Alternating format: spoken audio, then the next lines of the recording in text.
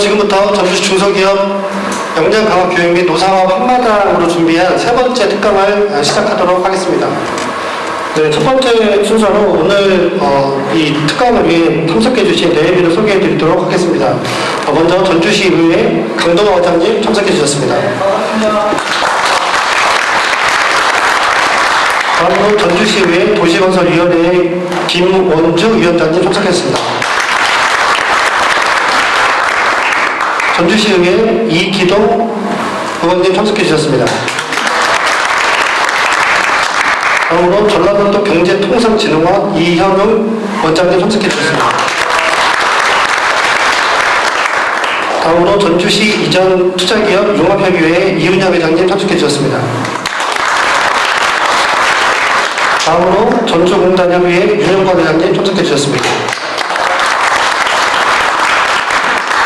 다음으로 바이전주 우수업체협의회 전용천 회장님 참석해 주셨습니다.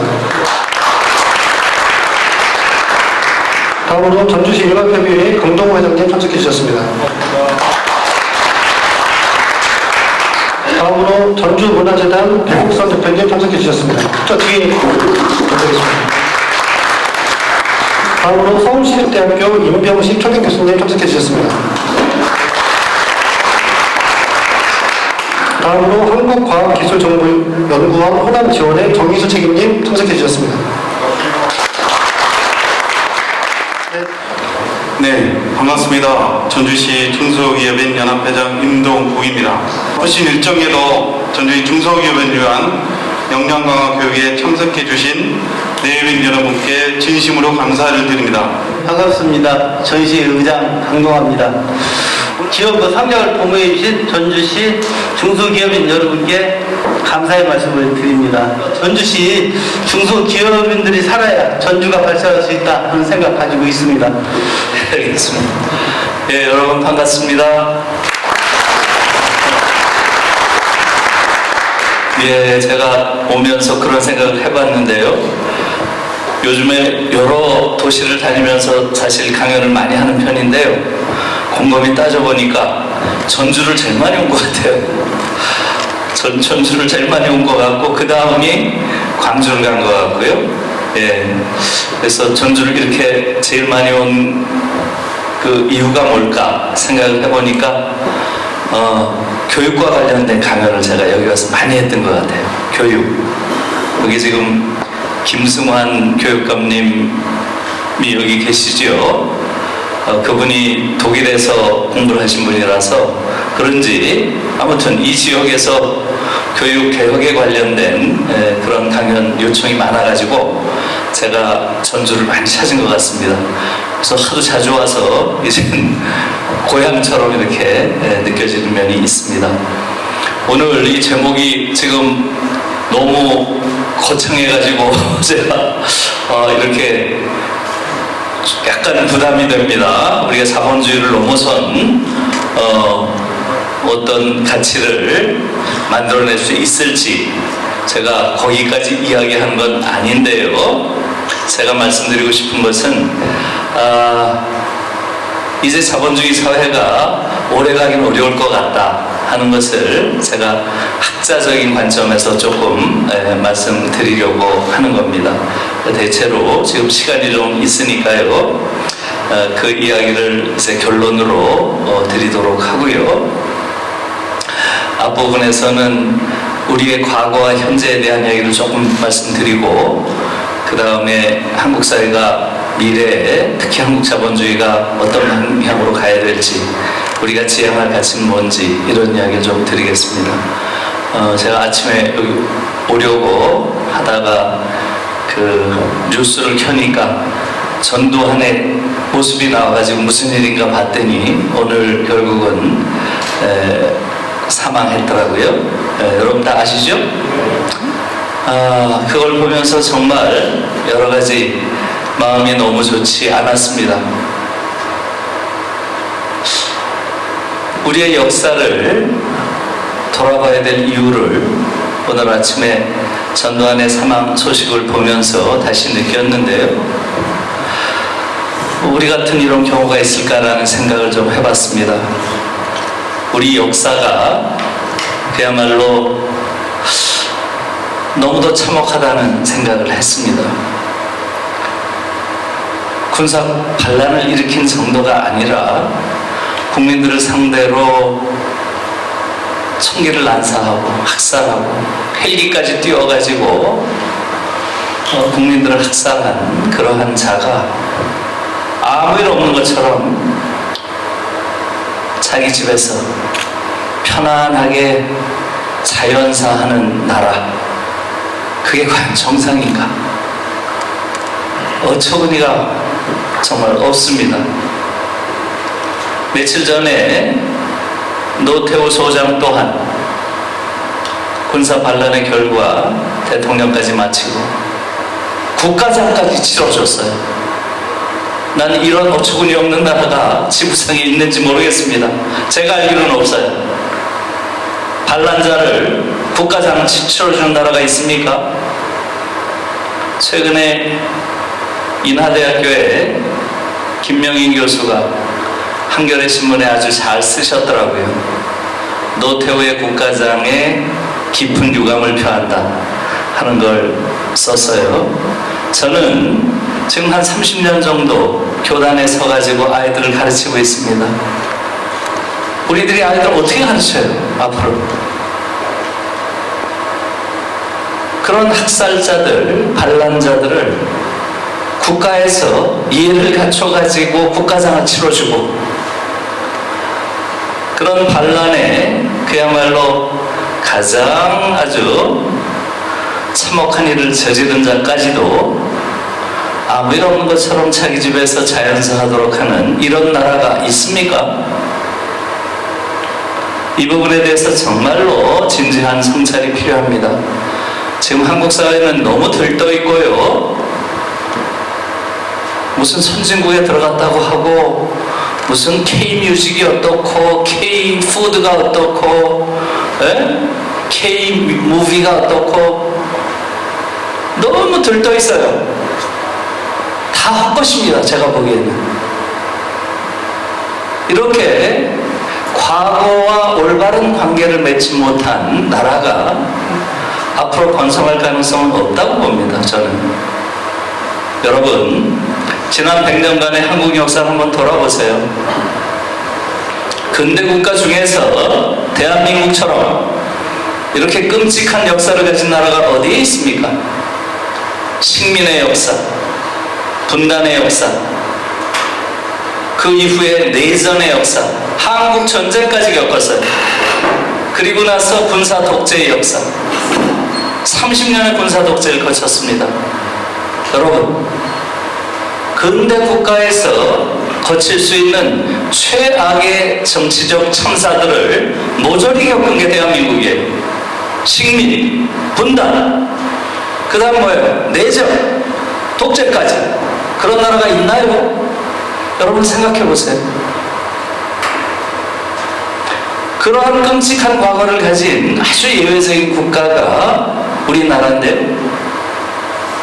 이러한 과거를 거치고 나서 단 한 번도 역사를 제대로 청산한 적이 없어요. 이게 저는 너무 끔찍한 일이라고 생각합니다. 식민의 역사, 여러분 잘 아시죠? 친일파들에 대한 최소한의 역사 청산도 없었습니다. 심지어 만주에서 일본 육사, 만주 분교를 나온 또 그 과정에서 아주 뛰어났나 봐요. 일본 동경으로 돌아가서 정식 일본 육사를 졸업한 그러한 자를 대통령으로 뽑는 나라입니다. 만주에서 독립군 토벌한 자가 대통령이 되는 나라예요. 그것도 모자라서 그 딸을 또 대통령으로 만든 나라입니다. 이건 아마 세계 역사에 없을 거예요. 친일 청산 전혀 된 적이 없습니다. 반민특위라고 하는 조직을 만든 건 다 아시죠? 오히려 반민족 행위자를 처벌하려고 했던 그러한 사람들이 체포당하는 그러한 일까지 겪은 게 우리나라입니다. 노동 오덕술이라고 하는 고등계 형사가 해방된 나라에서 김원봉이를 취조해서 김원봉이 2주 내내 집에 틀어박혀가지고 통한의 눈물을 흘렸다는 나라가 이 나라입니다. 도저히 상상할 수 없는 일들이 벌어진 거죠. 그 이후의 역사 한번 보세요. 이러한 과정에서 벌어진 양민 학살의 역사 보세요. 제주도에서, 여수 순천에서 수없이 많은 양민들을 죽였습니다. 거기에 대한 단 한 번의 청산이 있었나요? 여러분, 이것은 우연이 아닙니다. 청산이 없었기 때문에 계속 반복되는 거예요. 제주도에서 있었던 일, 여수 순천에서 있었던 일, 그 일이 그대로 베트남에서 반복된 겁니다. 베트남에서 똑같은 일들을 했어요. 그 똑같은 줄기의 인간들이 했습니다. 그들이 또 베트남에서 배운 걸 광주에 와서 그대로 한 거예요. 광주에서 또 양민들 학살합니다. 그러고서 그들이 학살한 이유는 똑같아요. 전부 빨갱이라는 거예요. 광주에서도 그렇고, 어디에요? 제주도에서도 그렇고, 베트남에서도 그렇고, 이 역사가 계속 이어지는 거예요. 왜? 한 번도 청산이 안 되니까. 앞으로도 마찬가지입니다. 저는 지금 전두환의 죽음을 보면서 이렇게 청산되지 않은 역사가 지속된다는 것만큼 우리 대한민국에 불행한 일이 또 있을까 이런 생각을 합니다. 그 이후에 생각을 해보세요. 군사독재 시절에 그 수많은 죽음들, 그 고문을 자행한 자들, 사법살인을 자행한 그 판사들, 사법살인을 자행한 자들은 대체로 독일에서는 넥타이를 맨 살인자라고 부릅니다. 넥타이를 맨 살인자. 이 넥타이를 맨 살인자들 중에 단 한 명이라도 처단한 자가 있나요? 단 한 명이라도 빵에 쳐넣은 자가 있나요? 사법 영역에서 단 한 건의 과업정상도 없습니다. 어처구니가 없는 거죠. 그래서 저는 지금 전두환의 죽음을 보면서 청산되지 않은 역사가 언제까지 계속될 것인가. 전두환이는 단 한마디의 공개적인 사과도 하지 않았습니다. 그런 자를 어떻게 자연사하도록 놔두는 이러한 국가가 관용의 국가인가요? 천만에 아무런 원칙이 없는 국가죠. 화해나 용서라고 하는 것은 진정한 반성을 전제하는 거죠.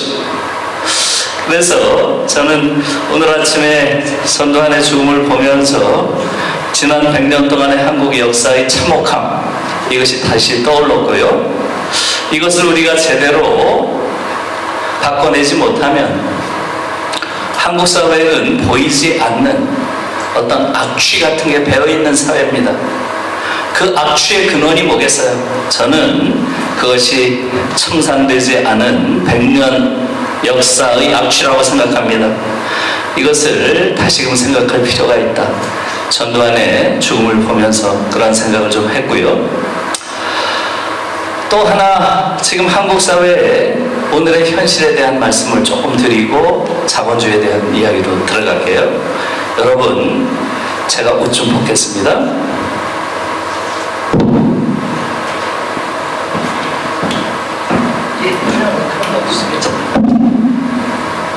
예, 아이고, 좀 덥네요. 예, 지금 우리가, 저는 오늘날 대한민국의 현실을 인식하는 그 인식이 정말로 중요하다고 보고요. 그 인식이 어떤 면에서 보면 상당히 정확한 인식을 못하고 있는 측면이 있는 것 같아요. 우리 자신이 지금 어떠한 현실을 살고 있는지 여기에 대해서 제가 조금 말씀을 드리고 이제 자본주의 문제로 넘어가겠습니다. 오늘 아침 신문을 보니까 또 하나의 기사가 나왔는데 김종인 씨에 대한 기사가 너무 많이 나오고 있어요. 그렇죠? 이것이 뭘 뜻하는지, 김종인의 목리가 오늘 아침에 나왔던데 이건 굉장히 한국 사회를 이해하는데 상징적인 겁니다. 거기에 대한 말씀을 좀 드리겠습니다. 여러분, 지금 한국 사회는 어떤 사회인가요? 지금 한국 사회는 요즘에 선진국이란 말 많이 하고 있죠? 여러분 어때요? 우리가 선진국의 문턱에 있습니까? 아니면 선진국에 들어와 있습니까? 예, 우리는 확실하게 들어와 있죠? 우리 자신에 대한 객관적인 평가를 조금 할 필요가 있습니다. 여러분, 저는 아까 그 소개할 때 그 소개는 안 하셨는데, 제가 중앙대학교에서 독일 유럽 연구센터라고 하는 그 센터의 소장을 맡고 있어요.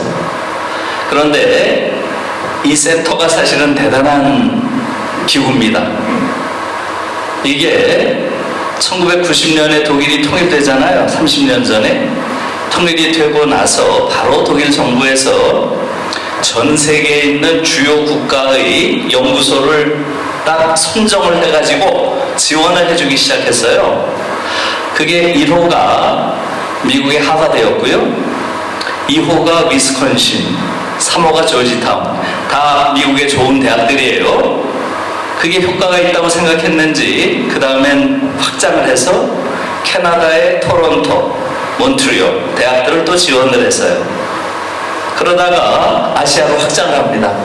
그래서 아시아에선 어디를 지원했겠어요? 아시아에서 1호가 도쿄 대학이에요. 그리고 2호가 베이징 대학입니다. 아시아는 3개밖에 없어요. 3호가 어디겠어요? 그rum으로 봐서는 서울대가 될 것 같은데 중앙대가 된 거예요. 그래서 이것은 다 공모를 해서 뽑습니다. 공모를 해서 뽑는데 아무튼 중앙대가 1등을 했어요. 그래서 아시아는 지금 도쿄대, 베이징대, 중앙대 이렇게 3개가 있고요. 그 다음에 또 유럽에 영국 뭐 케임브리지가 영국에 있고요. 그 다음에 뭐 네덜란드, 암스테르담 이런 식으로 되어 있어요. 16개국에 21개의 연구소가 있습니다. 이걸 독일 정부에서 지원해주고 있는데요. 제가 왜 이 말씀을 드리냐 하면 여기서 매년 이 센터, 21개 센터의 컨퍼런스를 매년 해요. 주로 베를린에서 합니다. 그렇게 하면 제가 매년 여기 가서 여러 나라의 학자들을 만날 수 있는, 말하자면 정기적인 그러한 기회가 있단 말이죠. 그러니까 학자들이 한국 사회를 어떻게 보는지, 한국이라는 나라를 어떻게 보는지 이런 것들을 거의 매년 볼 수 있는 기회가 있어서 제가 하는 말씀이 대체로 근거 있는 이야기다, 이 말씀을 드리려고 장황하게 설명드렸습니다. 한국을 대체로 어떻게 볼까요? 특히 외국의 학자들의 경우는 우리가 상상하는 것 이상입니다. 굉장히 위대한 나라로 봐요. 위대한 나라. 그들이 한국을 위대한 나라로 보는 가장 큰 이유는 민주주의예요. 민주주의. 어떻게 아시아에서 이렇게 훌륭한 민주주의를 할 수가 있느냐. 거기에 대해서 정말 경탄합니다.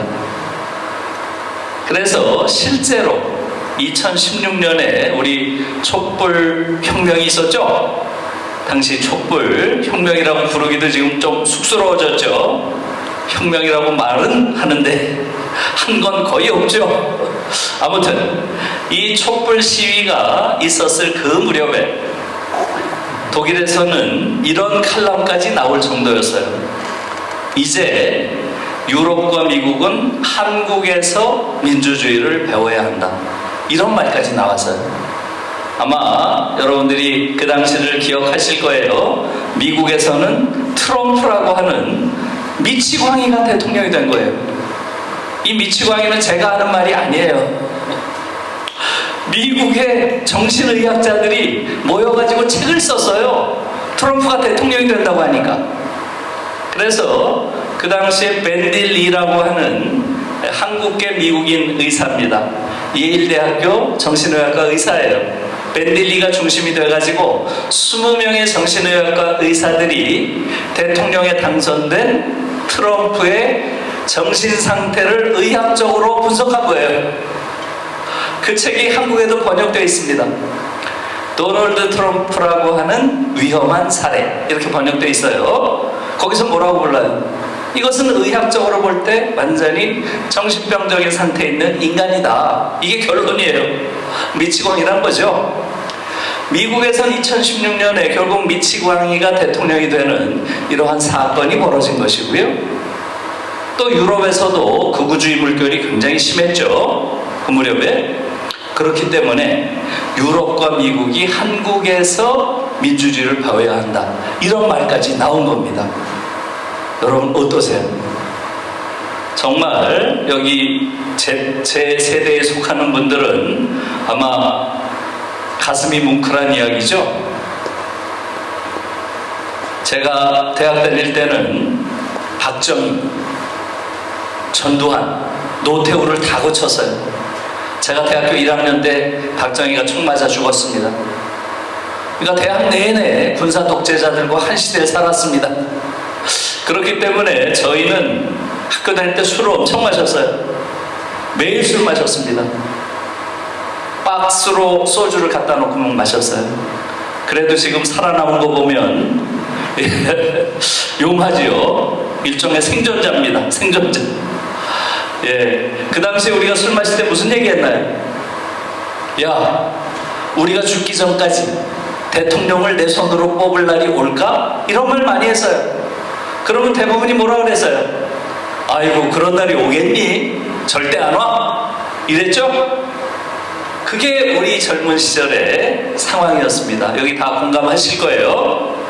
그러던 나라가 어떻게 우리가 가장 동경하던 미국이나 유럽 그런 나라에서 이제 거꾸로 우리에게 민주주의를 배워야 한다 이런 말이 나왔으니 정말 격세지감이죠. 그 정도로 지금 한국 민주주의는 높게 평가를 받는다는 거죠. 여러분, 그게 지금 한편에서 한국 민주주의를 보는 시각이고요. 또 이것은 우리가 아시아에서 다른 나라가 민주주의가 위기에 처했을 때 보세요. 어떻습니까? 다 한국 민주주의에서 배워야 한다 이런 걸 하고 있는 거 다 아시죠? 대만에서, 홍콩에서, 또 태국에서, 최근에 미얀마에서 계속 한국 민주주의를 배워야 한다 이런 것들이 특히 민주화 운동을 하는 사람들 사이에서는 한국 민주주의 역사를 읽는 게 기본 텍스트예요. 최근에는 보니까 택시 운전사 또 1987 이란 영화 있죠? 이것을 그들끼리 모여가지고 보는 게 일종의 학습 과정이라는 이야기까지 들었습니다. 여러분, 정말 너무나 자랑스러운 일이죠? 지금 아시아 민주주의의 완전한 상징입니다. 심지어 어느 나라에서는 지난번에 홍콩의 경우는 어때요? 이들이 시위할 때 어떤 노래를 부르던가요? 혹시 들으신 분 있나요? 예, 이무리한 행진곡을 부르잖아요. 못 들으셨어요? 예, 심지어 어떤 사람은 한국말로 부르더라고요.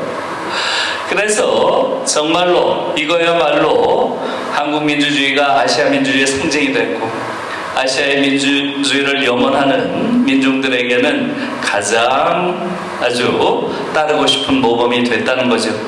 이것처럼 자랑스러운 게 어디 있어요?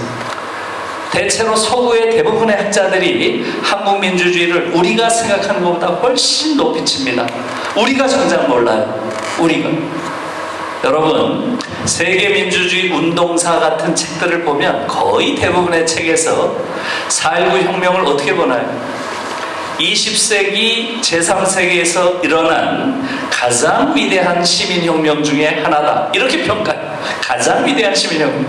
정작 우리가 4.19를 별로 평가를 안 해요. 우리는 이승만의 부정선거에 대해서 시민들이 일어나서 저항했던 운동 정도로 생각하지 이것이 20세기에 있었던 가장 위대한 시민운동의 하나다. 이것이 그 이후에 일어난 수많은 제3세기 시민운동의 모범이 됐다고 하는 건 몰라요. 우리는 배우지도 않았고. 왜 그렇게 해서요? 우리가 가지고 있는 보석을 우리만 잘 몰라요. 그 가치를. 왜 그렇게 해서요? 여러분, 우리는 우리가 가지고 있는 이 가치, 이 보석의 가치가 평가되고 인정되기도 전에 반복적으로 부정당했어요. 이게 우리의 역사입니다. 4.19 1년 만에 육군소장 박정희에 의해서 부정당합니다. 다 아시죠? 그 이후에 보세요. 79년에 있었던 부마항쟁, 또 80년에 있었던 5.18 모두가 육군소장 전두환에 의해서 짓밟힙니다.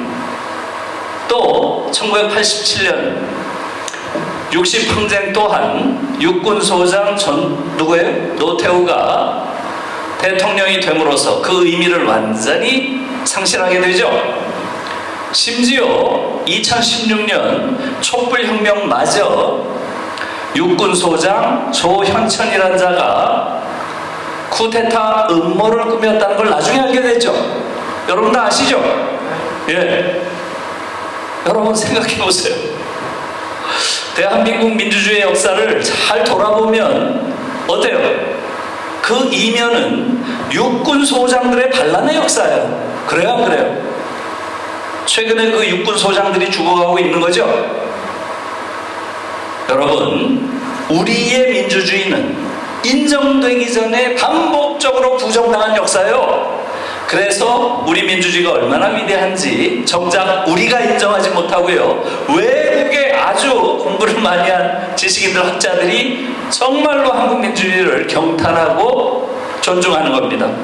좀 이해를 하셨어요? 굉장히 중요한 겁니다. 우리의 이 민주주의를 우리가 정말로 깊이 인식을 하고 이것이 갖는 의미를 따져보는 것이 정말 전 중요하다고 생각합니다. 그런데 거기에 대한 인식이 별로 없어요.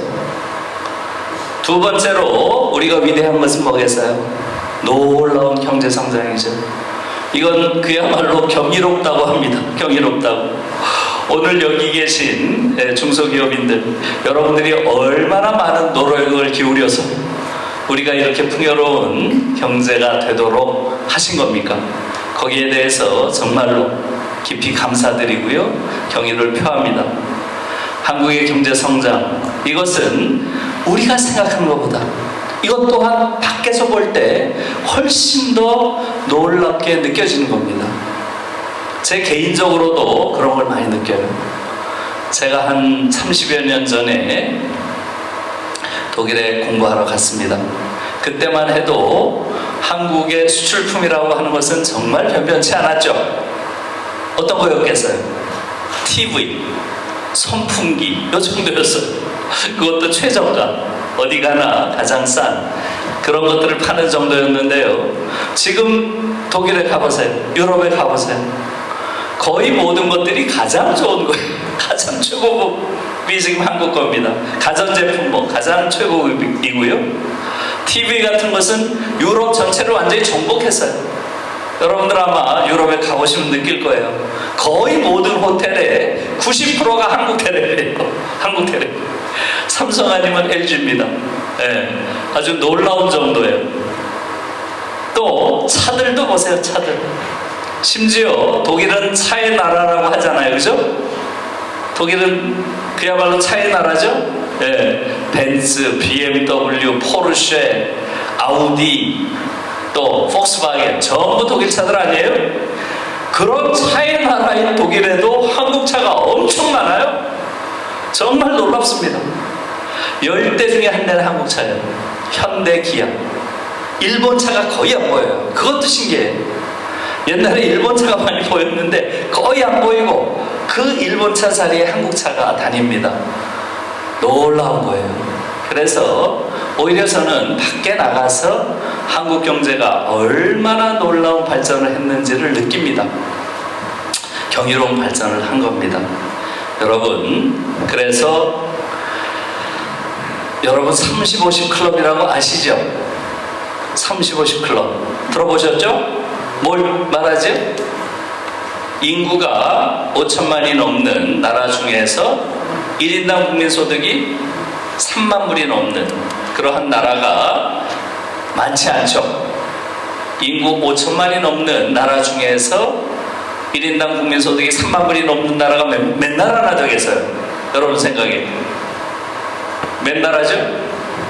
7나라밖에 안 돼요. 7개. 네, 금방 떠오르는 나라가 있죠? 한번 볼까요? 어딘가요? 미국, 일본은 뭐 당연히 들어가는 거고요. 그렇죠? 그 다음에 프랑스, 영국, 독일까지도 우리가 금방 생각하죠? 6번째가 어디겠어요? 이태리가 들어갔어요. 그 다음 이태리 6번째로. 그리고 1919년에 한국이 들어갔습니다. 7번째로. 그래서 지금 저는 이 30-50 클럽이야말로 가장 중요한 그러한 지표라고 봅니다. 우리가 얼마나 경제 성장을 했는지를 보여주는 거죠. 인구 5천만이 넘는 비교적 큰 중진국 강대국 중에서 1인당 국민소득이 3만 불이 넘는 나라가 7개밖에 안 되는데 우리가 7번째로 들어간 거예요. 어떻습니까? 우리의 경제 발전이라고 하는 것은 경이롭다고 할 수 있는 거죠. 그런데 여러분, 이 7개 나라 중에서 한국이 어떤 평가를 받는지 아세요? 2019년에 스웨덴에 있는 민주주의 다양성 연구소라는 게 있어요. 민주주의 다양성 연구소. 이게 굉장히 국제적인 권위가 있는 연구소예요. 이 연구소는 10년에 한 번씩 10년 단위로 176개국의 민주주의의 정도를 순위를 매겨요. 순위를 1등부터 176등까지. 그런데 이건 국제적으로 인정받는 굉장히 권위 있는 그러한 평가입니다. 여기서 한국이 어떤 평가를 받았을까요? 2019년에 지금 말씀드린 7개 국가 중에서 한국이 1등을 했어요. 그게 믿어지세요, 여러분? 지금 7개 선진 강대국이라고 할 수 있는 이 7개 중에서 한국이 1등을 했습니다. 세계적으로 권위 있는 기관에서 그 평가를 받았다는 건 정말로 의미 있는 거예요. 우리가 1등을 했고요. 그 다음에 우리 바로 밑에 영국, 그 다음에 이태리, 그 다음에 독일, 그리고 거기 좀 떨어져서 프랑스, 미국, 일본이 온 거예요. 여러분, 왜 일본이 바닥이었을까요? 설명이 필요 없죠? 2019년에는 아베가 총리였고요. 아베는 사실은 어떻게 봅니까? 아베는 이미 국제적인 평가 자체가 저것은 준 파시스트다 이렇게 봐요. 준 파시스트. 네? 다시 군국주의를 부활시키려고 모든 정책을 거기에 맞추고 있죠. 일본 민주주의를 완전히 군국주의로 몰아가는 이것을 국제적인 다른 전문가들도 다 알고 있는 거죠. 그 다음에 미국이 떨어진 건 왜 그렇겠어요? 트럼프 때문이죠. 전적으로 트럼프가 미국 민주주의를 파괴했다는 거고요. 프랑스가 그렇게 낮게 나온 이유는 뭐겠어요? 바로 마린 르팽이라고 하는 극우주의 정치가가 결선 투표에 올라갔어요. 그래서 극우주의자가 대통령이 될 뻔했어요. 프랑스도 민주주의의 위기가 있었던 겁니다. 다행히 지금 마크롱 대통령이죠. 마크롱 대통령이 저지를 해서 극우주의 정권으로 넘어가지 않은 거예요. 프랑스 민주주의도 위기에 처했었습니다. 그래서 한국이 그 중에서 1등의 평가를 받았다는 건 정말 너무나 자랑스러운 일이에요. 여러분, 저는 더 자랑스러운 건 이겁니다. 우리 빼고 나머지 6나라 공통점이 있죠? 한국 빼고 지금 7나라 중에서 나머지 6나라 공통점이 뭐예요? 예? 그렇죠. 바로 그게 공통점이죠. 침략국가. 다시 말하면 전부 제국주의 국가였어요. 전부 제국주의의 과거를 가진 국가들이에요. 다른 나라를 침략하고 또 수탈하고 그걸 지배하고 했던 제국주의 과거가 있는 나라가 전부입니다. 놀라운 것은 이 30-50 클럽 7개국 중에서 대한민국만 제국주의 과거가 없는 나라예요. 너무너무 자랑스러운 일입니다. 지금 전 세계를 지배하는 나라들이 과거에 수없이 많은 악행을 저지른 국가의 도덕적 정체성이라는 게 사실상 존경받지 못할 만한 이러한 과거를 가진 나라인데 그 중에 한국만 유일하게 제국주의 과거가 없어요. 우리는 다른 나라를 침탈하고 억압하고 거기서 많은 걸 수탈하는 이러한 지배 역사가 없는 나라입니다. 얼마나 자랑스러워요. 이러한 부분에 대해서 정말로 우리가 자부심을 가져야 된다고 생각하고요. 바로 이 지점을 교육에서도 정말로 강조해서 전 가르쳐야 한다고 봐요. 한국이 정말 자랑스러워해야 될 것은 노래 잘 부르는 아이들이 많아서가 아니라 드라마를 잘 만들어서가 아니라 영화를 잘 만들어서가 아니라 전 세계 최고의 부국이 됐는데 그 중에서 유일하게 제국주의 역사가 없는 그러한 도덕적 권위를 가진 유일한 나라다. 이거야말로 우리가 한국에 대해서 자부심을 가질 이유라고 저는 생각합니다. 여러분, 이것은 우리가 지금 가지고 있는 일면이에요. 이면이 있죠. 이면이 뭐예요? 어두운 면이 있습니다. 이것이 왜 이런 어두운 면이 생겼는지 그것을 우리가 성찰할 필요가 있다는 거예요. 한국은 지금 전 세계에서 자살률이 가장 높은 나라입니다. 여러분 아시죠? 18년째 1위예요. 18년째. 2017년 한 해만 2등을 했어요. 리투아니아한테 1등을 뺏겼습니다. 그리고 그 다음에 바로 1등 자리를 되찾았어요. 작년에도 OECD 국가 중에서 자살률 1위입니다. 계속 1등이에요. 이 자살률의 내용이 너무너무 안 좋습니다. 노인분들이 너무 많이 돌아가셔요. 노인 자살률 비율이 너무나 높습니다. 어떤 해에는 평균의 10배까지 나온 해가 있어요. 노인 자살률의 이유도 우리가 다 알고 있습니다. 왜 그래요? 왜 노인분들이 그렇게 돌아가시나요? 저는 대한민국의 노인분들은 특별하다고 봐요. 그들처럼 20세기 역사의 가장 끔찍한 고통을 빠짐없이 다 당하신 분들이 없어요. 식민의 역사, 분단의 역사, 전쟁의 역사, 독재의 역사를 살아내신 분들이에요.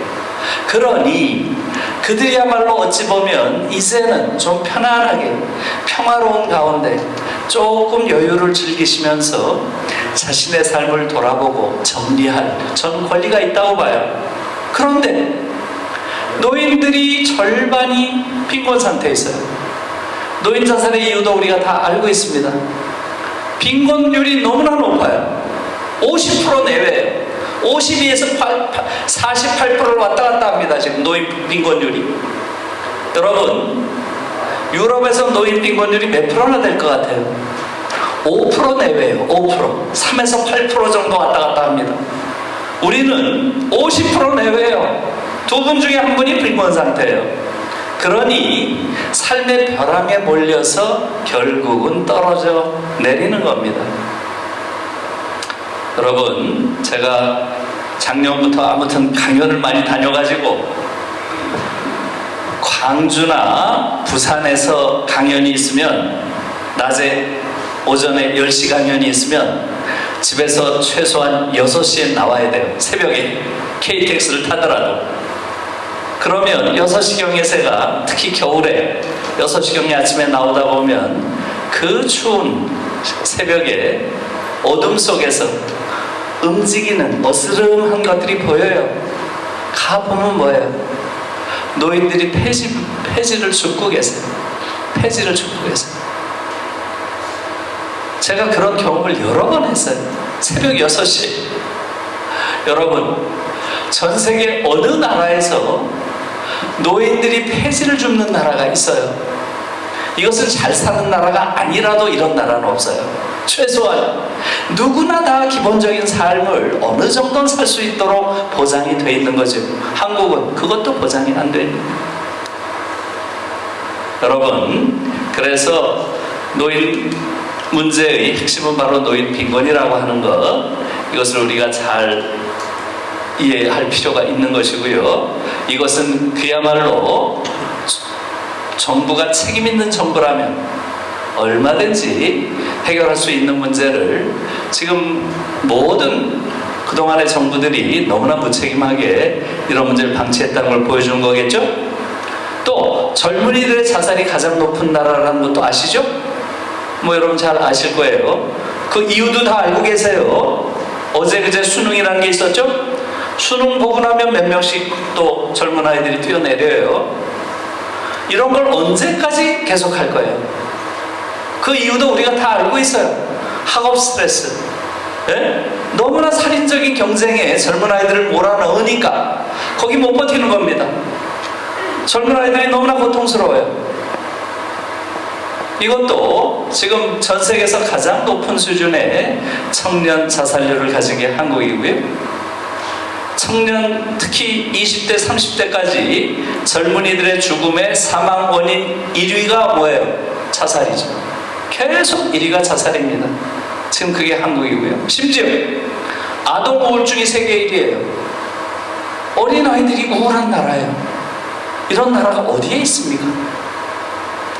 여러분, 불평등이 지금 세계 1위입니다. 이것도. 그게 믿어지세요? 지금 한국처럼 이렇게 불평등한 나라가 없어요.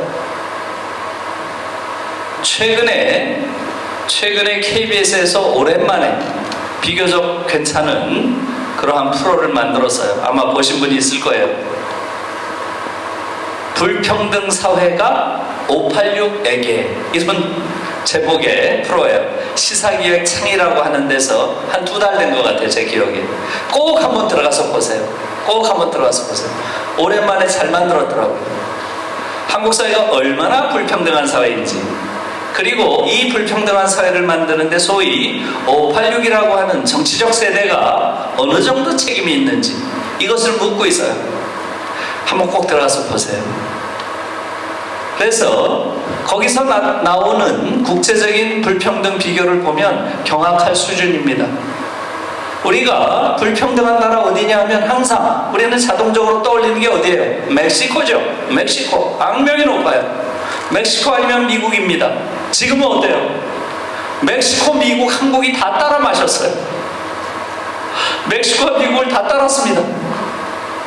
모든 지표들이, 거의 모든 지표에 있어서 한국의 불평등은 너무나 그 속도가 빨라요. 그래서 제가 너무나 많은 지표가 있지만 그런 이야기를 지금 들 수는 없고요. 지난주에 나온 거 하나만 소개해 드릴게요. 아마 아실 거예요. 지난주에는 통계청에서 작년 통계를 가지고 20대의 자산 불평등을 다룬 게 있어요. 20대 자산 불평등 보신 분 있죠? 지금 20대에서 상위 20%와 하위 20% 사이에 자산 불평등이 몇 배라는 거예요. 그거 신문에서 보신 분 손 들어 보실래요? 지난주에 나왔죠. 보셨죠? 몇 배라고 나와요? 몇 배 정도 기억나세요? 기억이 안 나요? 좋습니다. 지금 20대에 청년들이 가지고 있는 그 자산들, 이것의 불평등이 하위 20%와 상위 20% 사이에 약 40배가 난다는 겁니다. 40배. 여러분 믿어지세요? 인생을 이제 아직 본격적으로 시작도 하지 않은 아이들 사이에 이미 40배의 격차를 가지고 시작한다는 거예요. 하위 20%의 자산이 약 2천만 원이라고 합니다. 2천만 원. 그에 반해서 상위 20%의 아이들은 약 8억이 넘습니다. 그러니까 40배가 되는 거죠. 40배. 이게 도대체 뭐 이런 사례들이 너무 많아서 지금 시간이 없으니까 다 들 수가 없죠. 지금 한국 사회는 너무나 놀라운 정도로 불평등이 심각해지고 있어요. 그래서 최근에 지난주에 한겨레 신문에 토요일 판에 표지 모델로 정태인 씨가 나왔어요. 정태인 씨라고 아시죠? 노무현 정부 때 청와대에 들어가 있던 경제학자죠. 이 정태인 씨가 거기 나와서 자기가 평소에 하는 말을 다시 하더라고요. 이분은 뭐라 그래요? 한국 자본주의는 전 세계에서, 한국 사회는 전 세계에서 가장 불평등한 사회 아니다. 한국 사회는 자본주의 역사 250년 동안 이렇게 불평등한 공동체는 없었다. 이렇게 얘기를 해요. 지난 자본주의 역사상 지금 한국 사회처럼 이렇게 불평등한 공동체는 없었다는 거예요. 여러분, 이게 무슨 얘기인가요? 여러분 한번 들어가서 보세요. 지난주에 나왔으니까. 예. 지금 전 세계에서 불평등이 너무 심해지니까 이 불평등 연구에 많은 경제학자들이 매진하고 있어요. 이 중에 가장 유명한 사람이 누굽니까? 토마 피케티라고 하는 프랑스의 경제학자죠. 토마 피케티가 불평등을 재는 여러 가지 지수를 만들었는데요. 그 중에 베타 지수라는 게 가장 설득력 있는 지수라고 합니다.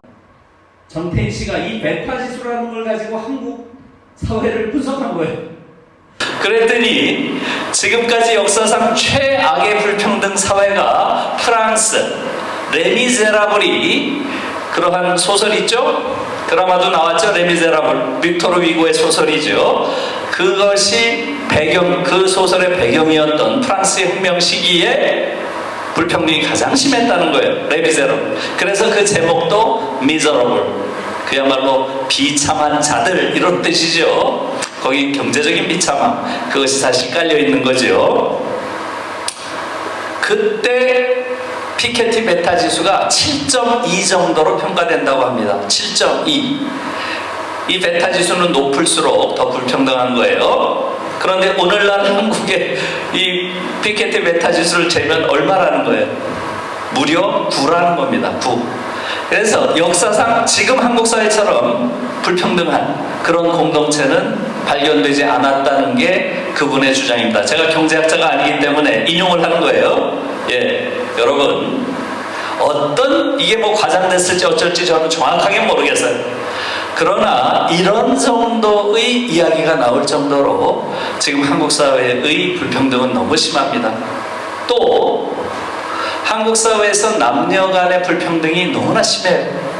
이것도 지금 OECD 안에서 9년째 남녀 불평등 1위입니다. 그것을 유리천장 지수라고 하죠. 이게 생긴 이래로, OECD에서 측정한 이래로 계속 1등을 한 게 한국이에요. 여러분, 이러다 보니까 어떻게 되겠어요? 아이를 낳지 않습니다. 이것도 다 아시죠? 출산율이 세계 꼴찌예요.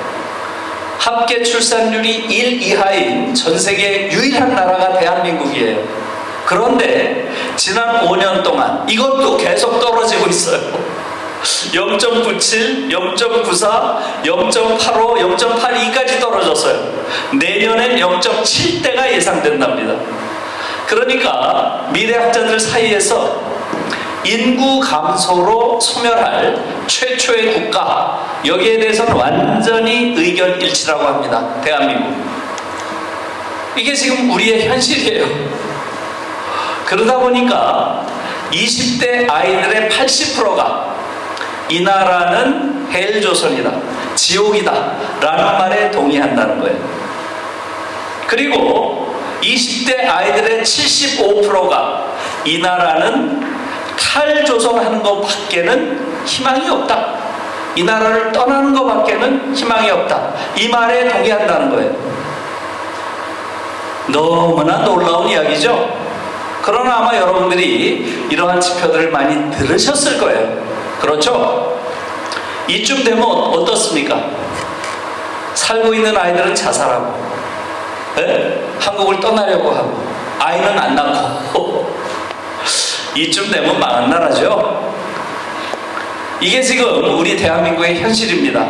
그래서 너무나 이상한 거죠. 이거에 대한 이유를 여러분들이 좀 찾으셔야 됩니다. 다시 말하면 전 세계인이 경탄할 정도로 민주주의를 잘했다고 하고, 그렇죠? 이렇게 급속하게 경제 성장을 해서 너무너무 잘 사는 나라가 돼서요, 여러분 정말 대단한 나라예요. 그런데 왜 이런 나라가 지옥이 됐죠? 왜 이런 나라를 떠나고자 하죠, 젊은 아이들은? 이것이 우리가 분명하게 답을 찾아야 될 질문이고, 여기에 대한 답을 찾지 못하면 한국이라는 나라는 미래가 없어요. 제 식으로 말하면 이렇습니다. 정말로 우리가 꿈꿔온 좋은 사회, 정말로 자유롭고 평등한 그런 유토피아를 건설할 수 있는 제도적인 장치, 민주주의, 물적인 장치, 풍부한 경제성장, 이걸 우리가 지금 다 가지고 있죠. 그 조건을 다 가지고 있어요. 그런데 왜 우리는 점점 더 지옥이 돼가냐, 이거예요. 그래요, 안 그래요? 이게 지금 한국 사회의 문제예요. 너무 안타까운 문제입니다. 우리가 좋은 사회를 만들 수 있는 조건을 다 갖추고 있어요. 제도적으로도 물적으로도. 그런데 한국 사회는 그렇게 안 되고 있습니다. 뭐가 문제일까요? 뭐가 문제일까요? 예, 여기에 대해서 답이 나와야 하는 게 이번 대선이라고 저는 생각합니다. 이번 대선 후보가 여기에 대한 답을 내는 자가 대통령이 되면 한국 사회가 바뀔 겁니다. 그러나 여러분 보세요. 그런 자가 있습니까? 보이질 않아요. 큰 문제입니다. 여러분, 왜 제가 말씀드린 이러한 사회가 됐을까요? 한국 사회가. 제가 말씀드린 진단에는 여러분들 동의하시나요? 제가 분석한 데는 동의하시나요? 예, 그러면 이건 너무 이상하잖아요. 너무 이상하잖아요. 우리가 이렇게 민주화도 했고 경제성장도 했는데 왜 나라 꼴이 이 모양인가요? 누구에게 책임을 물어야 되나요? 예, 여러 가지 원인이 있겠죠? 여러분, 그 중에 가장 결정적인 원인은 뭐겠어요? 가장 결정적인 원인은? 예? 어떤 것? 예, 기득권. 예, 기득권 세력의 책임. 중요한 말씀입니다. 예, 한국 사회에 지금 기득권을 가진 자들, 그들의 책임이 가장 큰 것이죠. 예, 여러분, 한국 사회가 이렇게 된 원인은 여러 가지겠죠? 그 중에서 저는 가장 결정적인 원인이 정치에 있다고 봅니다. 잘못된 정치. 민주주의가 되더라도 무슨 소용이 있어요? 정치인들이 죄다 잘못되어 있는데. 그러면 무슨 의미가 있어요, 민주주의 한 게? 이런 거죠, 말하자면. 그래서 여러분들이 잘 성찰을 해보세요. 오늘 제가 여러분들에게 성찰 좀 해보실 주제를 드린다면 바로 그것입니다.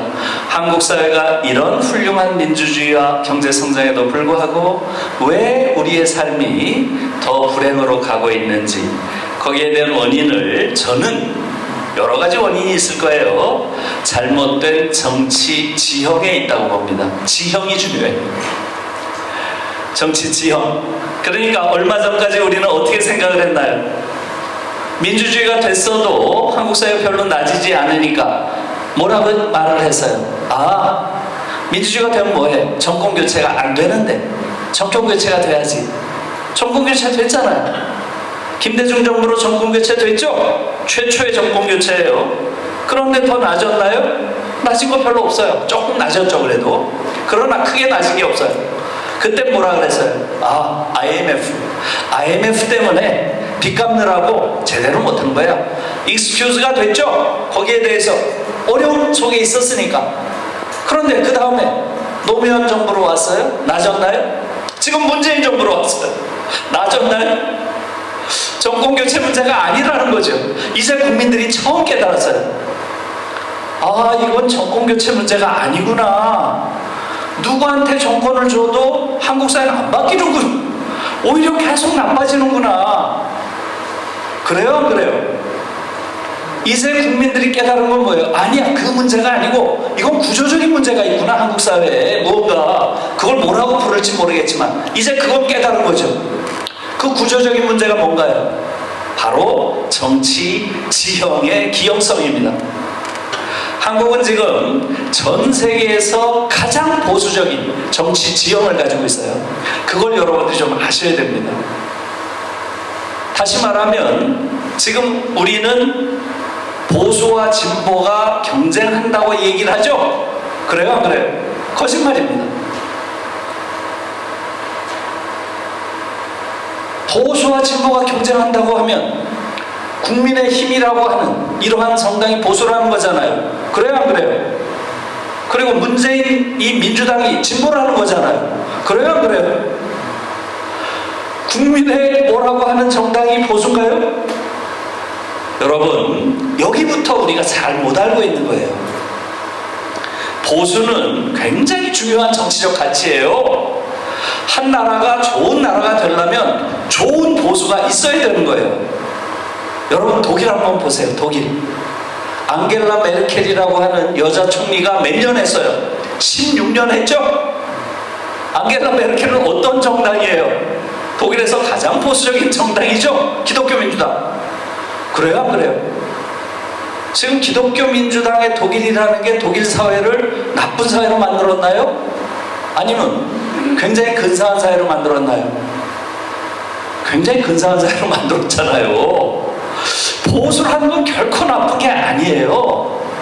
여러분, 그러니까 보수에 대해서도 우리가 지금 정확하게 사람들이 인식을 못하고 있죠. 보수의 가장 중요한 가치는 뭔가요? 정치학에서 보수주의와 자유주의를 나눌 때 그 가장 핵심적인 근거가 되는 게 뭔가요? 자유주의는 개인의 자유를 가장 중시하고 보수주의는 공동체의 보존을 가장 중요한 거죠. 자유주의와 보수주의를 나눌 때 가장 결정적인 기준은 개인을 중시하느냐 공동체를 중시하느냐 이걸로 나뉘는 거예요. 그러니까 보수주의는 기본적으로 공동체를 중시하죠. 개인의 자유보다는. 바로 그렇기 때문에 보수주의자가 민족주의자인 거예요. 왜? 민족이라고 하는 것은 그 공동체의 어떤 원형이죠. 그래서 보수주의자는 거의 예외 없이 민족주의자죠. 보수주의자면서 민족주의자가 아닌 사람 별로 없어요. 대표적인 게 김구 선생 같은 사람. 네? 김구 선생은 전혀 진보적인 사람 아니에요. 그 양반은 공동체를 중시하고 민족을 중시하고 하는 전형적인 보수주의자죠. 그렇기 때문에 보수주의는 뭘 중시하나요? 역사를 중시합니다. 공동체가 함께한 과거, 이게 역사죠. 그래서 역사를 중시하는 거예요. 또 보수주의자들이 중시하는 게 뭐예요? 문화죠. 김구 선생도 계속 문화를 이야기하는 게 그거예요. 문화라고 하는 것은 그 공동체를 구성원들이 함께 만들어온 어떤 가치의 공통점, 가치의 양식, 이게 문화죠. 그래서 보수주의는 공동체, 민족, 역사, 문화, 이걸 중시하는 거예요. 네? 그런데 여러분, 지금 한국에서 소위 보수주의자라고 하는 사람들 한번 보세요. 공동체 중시하는 사람들이 있어요? 공동체를 중시해야 된다 그러면 빨갱이라고 공격합니다. 그래요? 안 그래요? 네? 민족을 중시해야 된다 그러면 용공이라고 또 공격해요. 용공이라고. 여러분 다 아신 바 같죠? 역사를 중시해야 된다 그러면 역사를 왜곡시키고 있어요. 역사에서 도망갑니다. 왜곡시키거나 축소하거나 도피해요. 문화, 이건 말할 것도 없죠. 지금 소위 보수주의 정당에 있는 사람들의 지적인 역량, 그들의 태도를 한번 보세요. 그들이 보이는 반지성주의, 몰상식, 파렴치, 미성숙, 이런 걸 한번 보세요. 문화를 이야기할 수 있는 집단인가요? 그래서 지금 소위 한국 사회에서 보수를 자처하는 자들은 보수라고 부르기 어렵다는 거죠. 그들은 수구예요, 수구. 간단히 말하면 수구란 이런 거죠. 자신들의 개인적인 이해를 위해서 대개의 경우 외세와 손잡고 기회주의적으로 행동하는 그러한 정파, 이런 것들을 수구라고 부를 수 있겠죠. 딱 맞잖아요. 네? 그래서 보수라고 하는 그러한 중요한 가치를 어떻게 보면 먹칠하는 자들이다, 이렇게 볼 수 있죠. 그래서 사실은 여러분 보면 어때요? 민주당 정도가 어때요? 민주당 정도가 그냥 저냥 보수에 가깝죠? 그래도 공동체를 좀 중시하는 척을 하고, 그 다음에 민족을 좀 중시하는 척을 하고, 또 역사를 좀 중시하는 척을 하고, 또 조금 문화적인 가치를 중시하는 모양새를 좀 보이고 있죠. 그러니 민주당 정도가 보수적인 정당이에요. 그런데 지금 한국은 어떻게 돼 있어요? 이 민주당은 진보인 척을 하고 이 수구는 보수인 척을 하고 있어요. 그래서 제가 옛날에 계속 그 한겨레 칼럼을 썼는데 그때 문재인 대통령한테 여러 번 얘기했어요. 문재인 정부의 역사적 사명은 좋은 보수가 됨으로써 수구를 이제는 정치의 무대에서 떨쳐내고 자기 왼쪽에 합리적인 진보가 등장할 공간을 열어주는 것, 이게 문재인 정부의 역사적 사명이다. 여러 번 얘기했어요. 안 들어요. 끊임없이 진보인 척을 하니까 보수 자리가 비죠. 여기 계속 수구들이 들어오는 거예요. 그리고 자기보다 왼쪽에 있는 진보를 압박해서 왜소화시켜 놓고 있어요. 이게 지금 한국 사회가 불행해진 근원적인 이유입니다. 이것을 제가 다른 말로 하면 이렇습니다. 여기가 지금 끝이라고 보세요. 더 이상 못 갑니다. 여기 끝이에요. 이 끝에 지금 국민의힘이라고 하는 정당이 있는 거죠. 이 끝에. 그렇죠? 이 국민의힘은 뭐라 그래요? 문재인 정부를 좌파 정부라고 부르죠? 이 말은 맞아요? 틀려요? 맞는 말이에요. 이 말은 틀린 말이 아니에요. 좌우라고 하는 것은 상대적 개념이죠. 지금 이쪽에서 볼 때는 국민의힘이라는 정당은 오른쪽 끝에 더 이상 못 가요. 여기 있는 정당이기 때문에 온 세상이 다 좌파예요. 그들의 눈에는. 그래요? 안 그래요?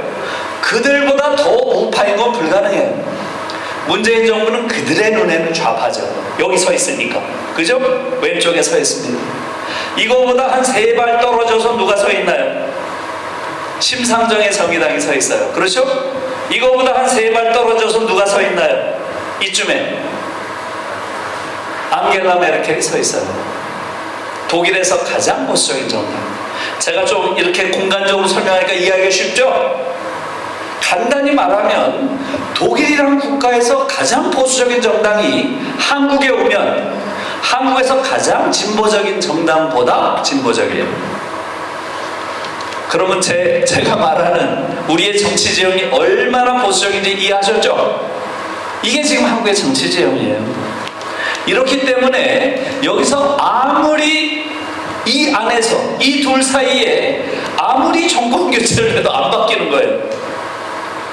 그래서 여러분 지금 한국에서는 여기서 끊임없이 정권 교체가 되기 때문에 하나도 바뀌지 않는다 하는 것을 국민들이 잘 몰라요. 국민들은 어떻게 생각하나요? 이 두 당이 엄청 다른 당인 줄 알아요. 들어가서 정강정책 보세요. 똑같습니다. 차이가 없어요. 차이가 없으니까 더 요란하게 싸우는 거예요. 그런데 국민들은 둘 사이에 엄청난 차이가 있고 하나는 진보고 하나는 보수이고 이렇게 착각을 하고 있기 때문에 한국 사회가 안 보이는 겁니다. 여기에 대해서 가장 분명하게 이것을 국민이 잘못 알고 있다 하는 것을 계몽해 주기 위해서 등장한 분이 바로 제가 보기엔 김종인 씨예요. 김종인 씨. 저는 이분이 왜 나이 들어서 자꾸 정치 세계를 기웃거리나 여기에 대해서 의아하게 생각했어요. 제가 가지고 있는 결론은 이분이 선의를 가지고 있구나. 국민들이 이 두 정당이 서로 다른 정당이라고 착각하고 있으니까 똑같은 정당이라는 걸 알려주려고 이분이 지금 노년에 정계에 오신 게 아닌가, 저는 그렇게 생각해요.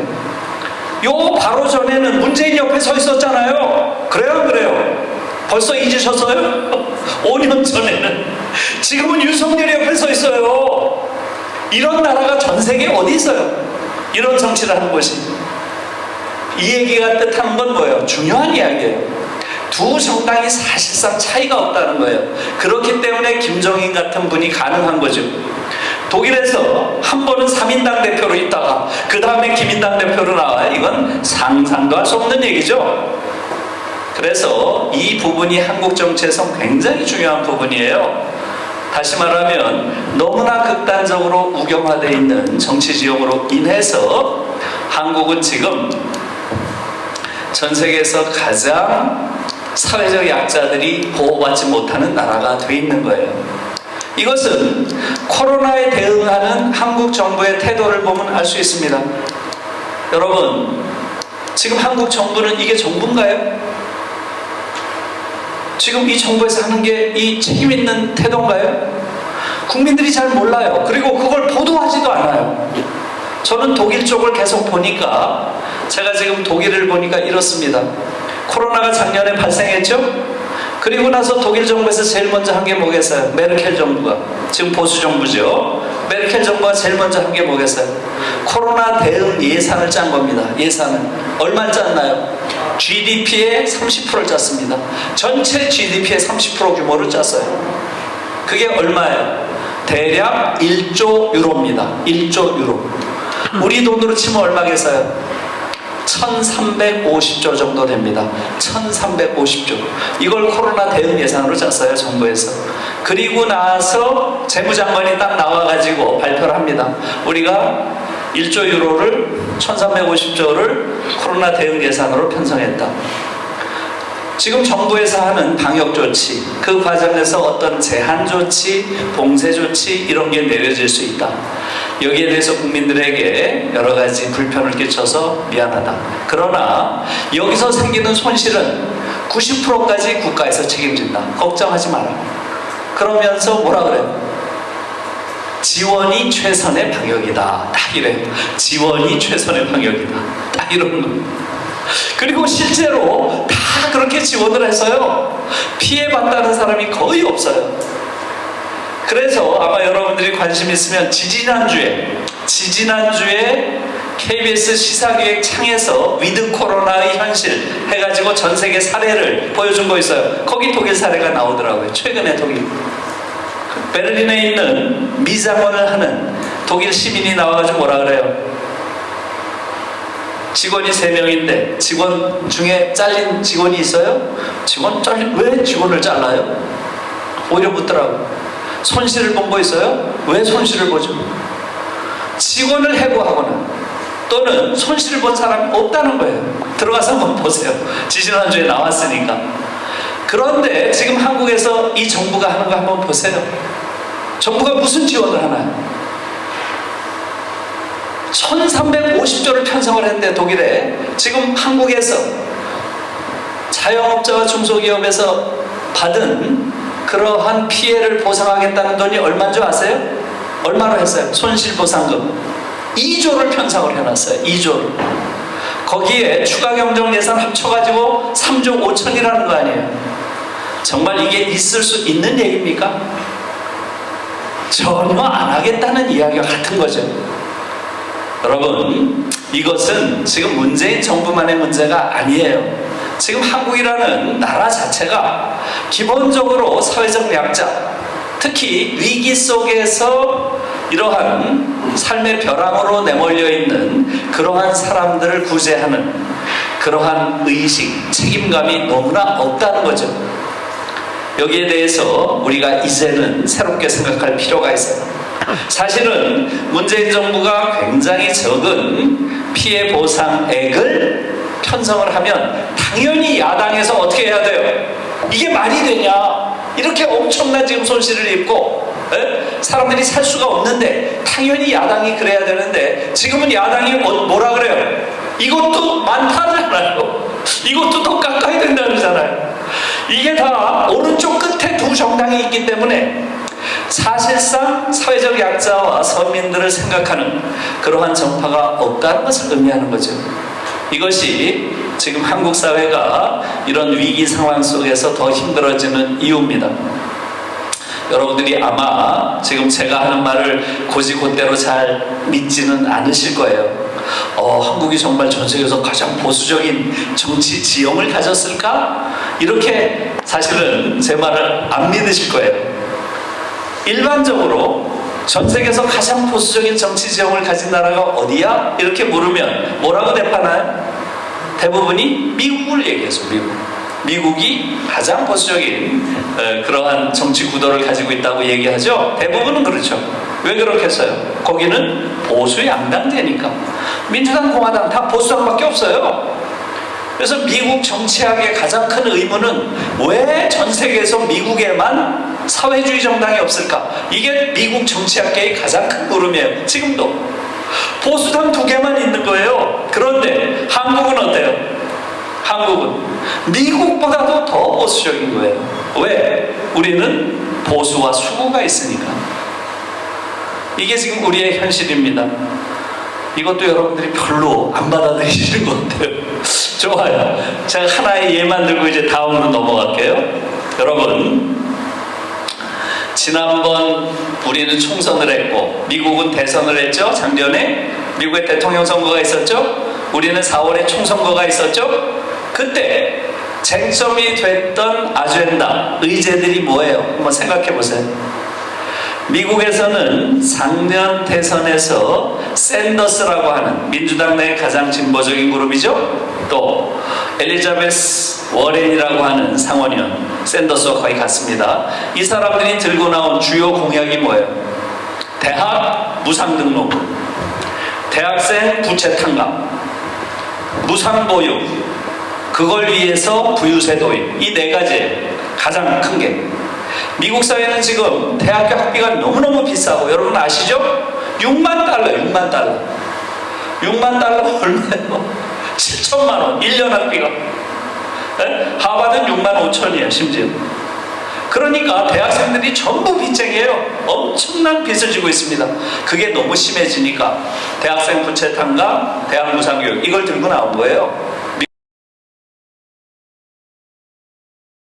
4월에 우리 총선했죠? 이 정도 공약을 들고 나온 정당 있어요? 없어요? 있어요? 없어요? 소위 정의당조차도 이 정도의 정당 정책을, 이러한 정책을 내놓는 거 상상을 못하죠? 그러니까 미국의 민주당에서 내세우는 정도의 진보적인 그러한 의제도 한국에선 내세우지를 못한다는 거예요. 그 정도로 지금 한국의 정치 지형은 굉장히 극단적으로 보수화되어 있는 것이고요. 비유적으로 말하면 내년에 앙겔라 메르켈이라고 하는 독일에서 가장 보수적인 정당의 수상이 한국 대통령 선거에 나온다면 어떤 일이 벌어질 것 같아요, 여러분? 독일에서 제일 보수적인 정당이 한국 대통령 선거에 나오면 어떻게 될 것 같아요? 그렇죠. 빨갱이 정도가 아닙니다. 한국인들이 보기에는 독일의 가장 보수적인 정당의 정강 정책이 한국인들이 보기에는 극좌파예요. 극좌파.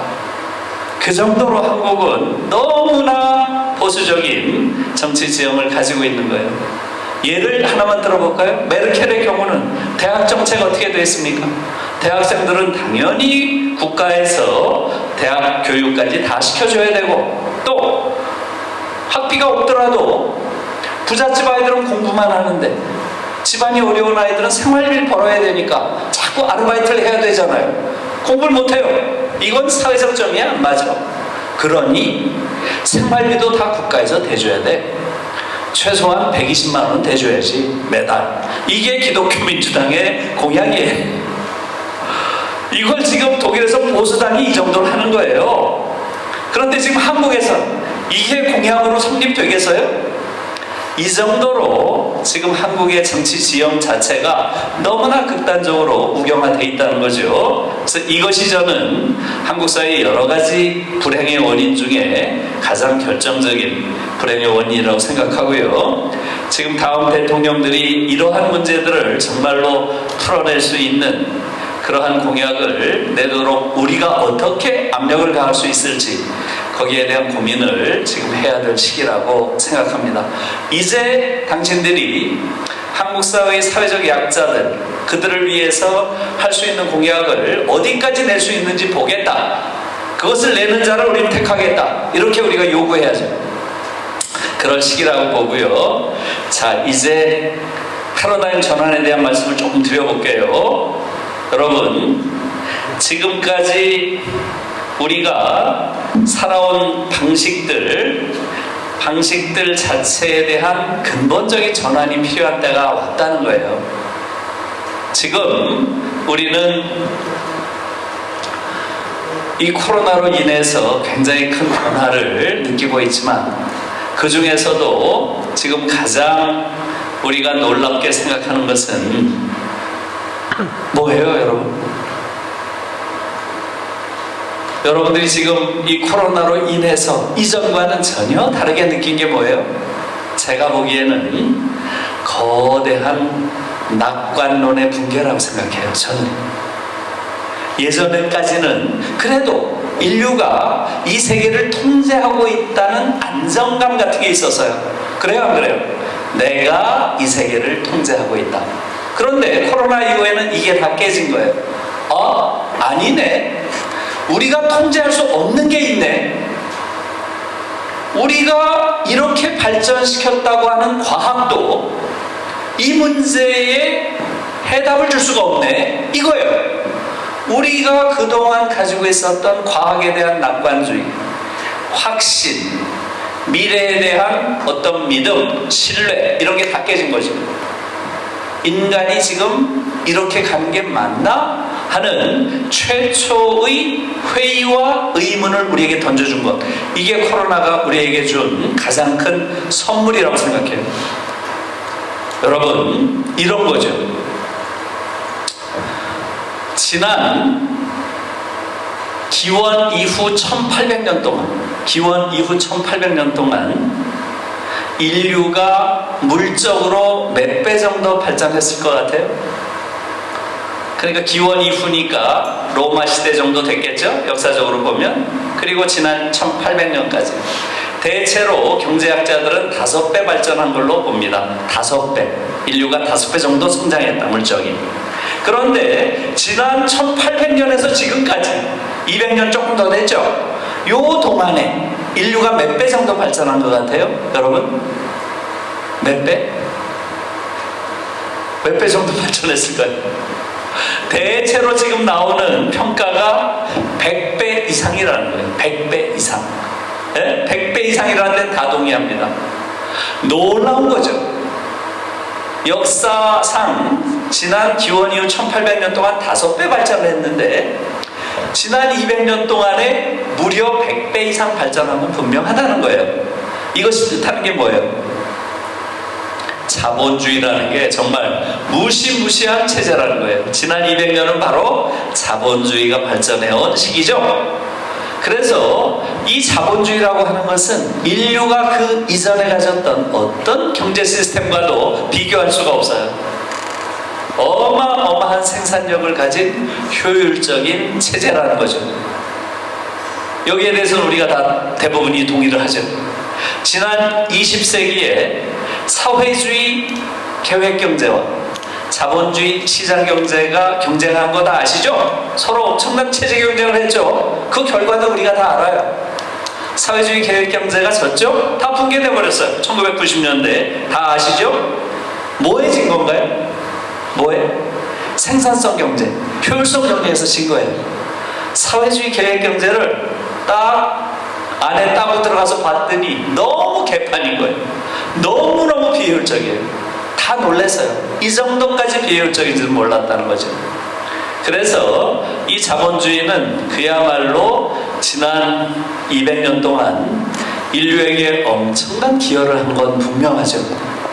엄청난 기여를 한 거죠. 인류가 처음으로 빈곤에서 해방되는 그러한 시대를 지금 맞고 있죠.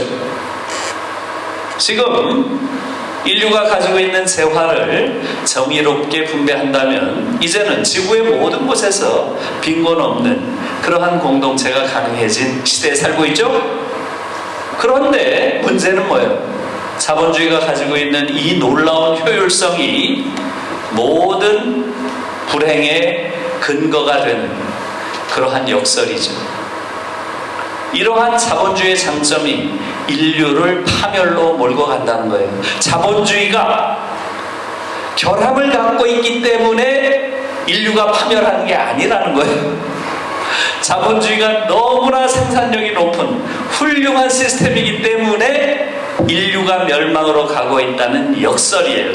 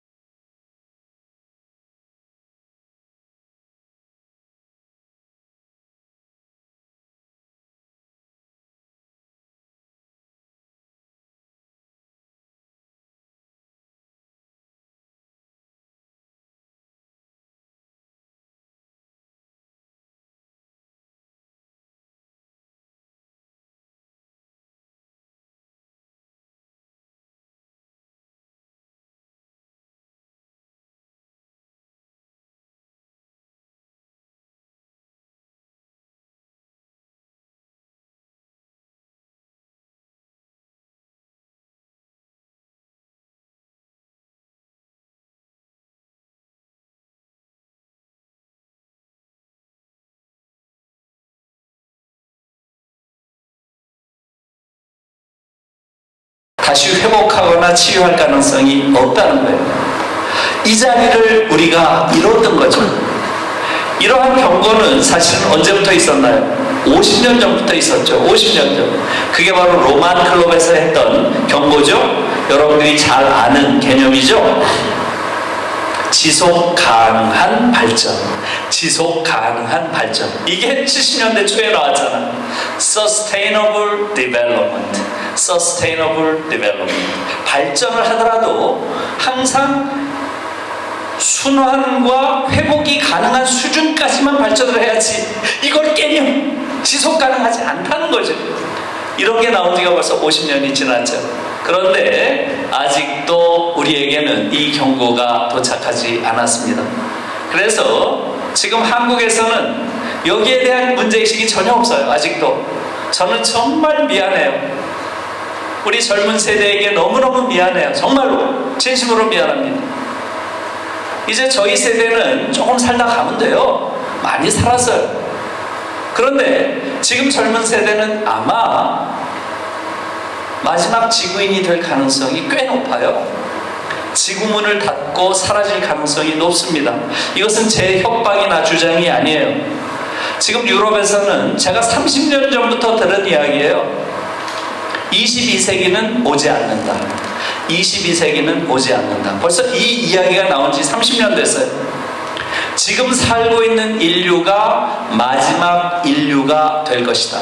Die letzte Menschheit. 이런 표현을 많이 써요. 독일에서. Die letzte Menschheit. The last mankind라는 얘기죠. 영어로 하면. 예. 그래서 실제로 지난번 독일 선거 한 달 전에 있었죠? 이 선거의 최대 쟁점이 뭐였어요, 여러분? 지난번 독일 선거의 최대 쟁점이 뭐였겠어요? 바로 환경 생태 문제입니다. 독일에 최근에 나온 그 여론조사 기관에서 나온 걸 보니까 환경 생태 문제가 그 중요도에서 무려 46%예요. 46%. 독일 선거에서 1위입니다. 압도적 1위가 환경 생태 아젠다예요. 두 번째가 코로나 대응이었습니다. 코로나 대응이 32%, 32% 확 떨어지죠. 그리고 경제 발전 또 불평등 해소, 요게 12%밖에 안 돼요. 3분의 1도 안 됩니다. 선거 쟁점으로. 그래서 유럽에서는 지금 이 자본주의가 만들어 놓은 생태 위기를 어떻게 극복할 것인가, 이게 가장 큰 쟁점이에요. 그래서 이번 선거의 최대 승자는 누구예요? 녹색당이죠. 녹색당이 가장 많이 올랐습니다. 그래서 지금 이제 정부를 구성하는 공동정부에 들어가게 되죠. 독일에서는 또 생태 문제를 또 한 걸음 더 진취적인 방식으로 개선할 겁니다. 그런데 우리는 지금 대선하는데 아무도 관심 없어요. 그래요, 안 그래요? 그래서 지금 한국에서는 미래 세대에 대한 책임 또는 미래 생명에 대한 책임의식이 거의 전혀 없는 나라입니다. 거의 전혀 없는 나라예요. 그래서 저는 젊은 아이들에게 제가 강연할 때는 그렇게 얘기합니다. 여러분, 나이 든 사람 말을 믿지 마세요. 나이 든 사람들은 여러분들의 미래에 관심 없습니다. 여러분들이 앞으로 어떻게 사는지에 전혀 관심 없습니다. 제가 보기에 전 세계에서 가장 무책임한 어른이 사는 나라는 한국입니다. 그렇게 얘기합니다. 실제로 그렇고요. 이게 지금 우리의 현실이에요. 이 생태적 재앙의 구체적인 가능성에 대해서 한국처럼 귀닫고 있는 나라가 없습니다. 문재인 대통령 전혀 그런 문제에 대한 아주 진정성이 부족해 문제를 해결하려고 하지 않고 있습니다. 이게 가장 큰 위기라고 생각합니다. 자, 그러면 패러다임 전환을 어떻게 할 것인가? 여러분, 자본주의를 넘어서는 상상, 그것을 한번 해보세요. 어렵습니다. 지금 서양에서도 여러 가지 자본주의를 넘어서는 대안적 미래에 대한 그러한 논의들이 되고 있어요. 그런데 눈에 딱 띄는 그러한 이거다 하는 대안이 잘 보이질 않습니다. 그래서 지금 한국에도 잘 알려져 있는 슬라보의 지젝이라는 철학자가 있죠.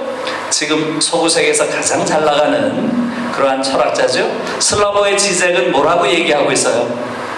예, 새로운 공산주의라는 개념을 가지고 얘기를 합니다. 이제야말로 공산주의를 새롭게 개선해서 자본주의를 넘어서는 대안으로 삼아야 한다. 저는 거기에 대해서 많은 사람들이 호응하지 않는 것을 당연하다고 생각해요. 독일에서도 악셀 호네트라고 하는 프랑크푸르트 학파에 속하는 철학자가 사회주의의 재발명이라는 개념을 가지고 이야기를 합니다. 사회주의의 재발명. 이것 또한 역시 자본주의를 넘어서기 위해서는 사회주의나 공산주의라고 하는 이러한 방식밖에 없다라고 하는 전통적인 사고를 반영한다고 봐요. 그래서 저는 제 나름대로 새로운 개념을 한번 만들어 봤습니다. 그것이 이겁니다. 아이고, 지금 이 얘기를 쫙 다 못하고요. 예. 아이고. 예. 요겁니다. 그래서 저는 캐피탈리즘을 넘어 라이피즘으로 이렇게 제가 라이피즘이라는 말을 만들어 봤습니다. 여러분, 이 지금 자본주의 사회는 무엇보다도 라이프의 적대적인 사회입니다. 그걸 여러분들이 조금 이해하실 필요가 있습니다. 자본주의는 크게 보면 세 가지 차원에서 문제가 있습니다. 첫째, 자본주의는 인간과 사물의 관계를 왜곡시킵니다. 인간과 사물의 관계를. 어떻게 왜곡시키나요? 이건 뭐 아주 고전적인 비판이죠. 자본주의에 대한. 인간이 사물을 만들어내죠. 자본주의 사회에서. 그런데 자본주의 사회에서 인간이 사물을 지배하는 게 아니라 완전히 전도가 된다는 거예요. 사물의 질서가 인간을 지배해요. 역으로. 인간이 사물을 만들었는데 그것이 상품이죠. 이 상품이 역으로 인간을 지배해요. 상품 세계의 질서가 인간을 역으로 지배하는 전도 현상, 이것이 자본주의에 대한 최초의 가장 강력한 비판들이었어요. 전통적으로. 이것을 뭐라고 부르나요? 이 현상을 바로 소외라고 부르는 거예요. 소외. 이 소외란 말이 굉장히 어려운 개념입니다. 사실은 이런 전도를 소외라고 하는데요, 한국에선 뭐 배제한다거나 고립시킨다거나 이런 의미로 소외가 본래의 의미를 상실하고 쓰이고 있어요. 원래 소외라는 개념은 바로 전도란 뜻이에요. 주객이 전도된 겁니다. 인간이 상품을 만들었는데 오히려 개개인 상품이 역으로 인간을 지배하는 이 현상을 소외라고 부르는 거예요. 이게 첫 번째 자본주의가 왜곡시키는 세계고요. 두 번째 뭐겠어요?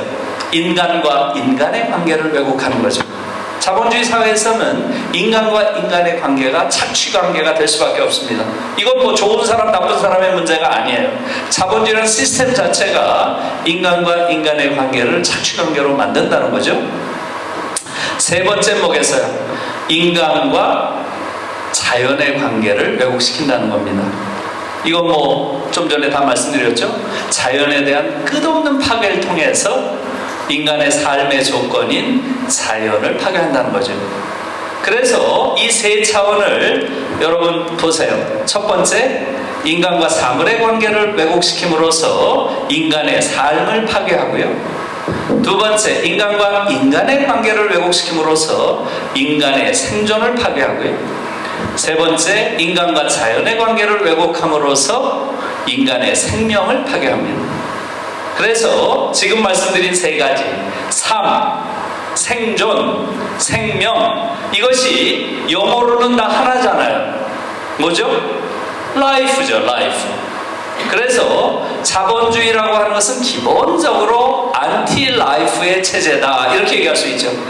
라이프의 적대적인 체제다, 이렇게 얘기할 수 있고요. 그래서 우리가 자본주의를 넘어서는 새로운 세계를 꿈꾼다면 그것은 바로 라이피즘의 세계가 되어야 된다. 이렇게 제가 SBS에서 하는 플라톤 아카데미라고 하는 강연에서 처음으로 라이피즘이라는 개념을 썼어요. 라이피즘. 그래서 이제 우리는 캐피탈리즘을 넘어서 라이피즘으로 가지 않으면 인류에게 미래가 없다, 이렇게 이야기를 한 겁니다. 여러분, 이 라이피즘을 실천하는 사람, 그러한 사람은 뭐겠어요? 라이피스트겠죠. 라이피스트. 그래서 이 라이피스트는 조금 전에 말씀드린 세 가지 차원, 소외 문제, 소외에 맞서는 그러한 사람들을 자율주의자라고 부릅니다. 서양에서는 자율주의자, 오토노미스트. 그 다음에 착취에 맞서는 사람들은 여러분 다 아는 거죠. 소셜리스트겠죠? 네? 전통적인 소셜리스트들을 사회주의자라고 하고요. 그 다음에 자연 파괴에 맞서는 그러한 사람들은 생태주의자라고 하죠. 이컬러지스트입니다. 그래서 라이피스트는 바로 이 세 가지 차원을 종합하고 있다는 거죠. 오토노미스트, 자율주의자, 그 다음에 소셜리스트, 사회주의자, 또 이컬러지스트, 생태주의자. 이 세 개의 차원을 모두 포괄하는 그러한 사람들이 바로 라이피스트다. 그래서 우리가 라이피스트가 되어야만 앞으로 22세기를 맞이할 수 있다, 이렇게 말씀을 드리는 겁니다. 예, 정확하게 지금 6시가 딱 됐네요. 그래서 일단 제 강연은 여기서 마치겠습니다. 고맙습니다. 우리 교수님 말씀을 쭉 메모하다 보니까 중간에 한국의 이면 자살률 쭉 얘기하다가 불평등에 대해서 얘기하시는 중에 제가 메모를 좀 했었습니다. 그 메모한 내용을 한번 질문 드리도록 하겠습니다. 제가 이제 메모한 내용은 그 불평등 관련해서 말씀하시는 중에 이 내용을 제가 적었습니다. 생명 존중의 정체성 회복이 필요하다. 그리고 인간 존엄성의 정체성의 회복이 필요하다라는 그런 내용을 했습니다. 저희가 생활 속에서 실천 방안으로 말씀해 주실 수 있는 게 있는지 궁금해서 질문드렸습니다.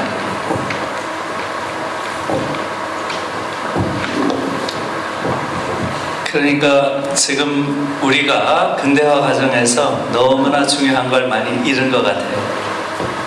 그러니까 너무 심한 개인주의, 경쟁, 능력주의 이런 걸 강조하면서 본래 우리가 가지고 있던 많은 가치들을 잃은 것 같습니다.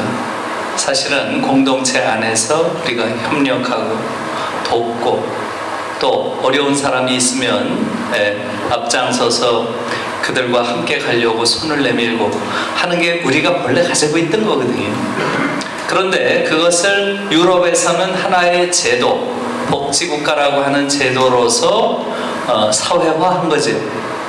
그래서 저는 이제 이것을 보통 이렇게 얘기를 합니다. 지금 한국 사회를 만들어 놓은 많은 불행, 그 불행의 이름을 뭐라고 붙일지, 저는 아까 그걸 분석할 때 오늘 제가 말씀드린 것은 뭐예요? 한국 정치 구도가 지나치게 우경화되어 있어서, 보수화되어 있어서 이것이 사회적 약자를 도와줄 수 있는 정치적 구조 자체가 결여되어 있다. 이게 큰 문제라고 말씀드린 거잖아요. 근데 그것뿐만 아니라 그건 이제 또 하나의 그 관점이고요. 또 중요한 관점은 저는 미국화라고 봐요. 미국화.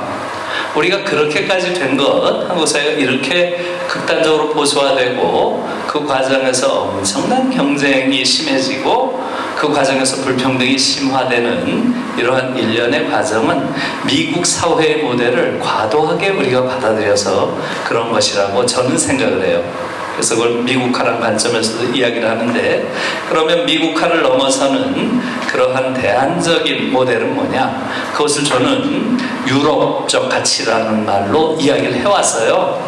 유럽적 가치. 유럽은 지금 미국과는 전혀 다른 그러한 대안적 사회입니다. 미국 같은 사회가 되어서는 안 된다라고 하는 유럽인들의 합의가 유럽을 복지국가로 만든 거예요. 미국은 완전히 시장국가고요. 유럽은 복지국가죠. 이게 완전히 다른 모델이에요.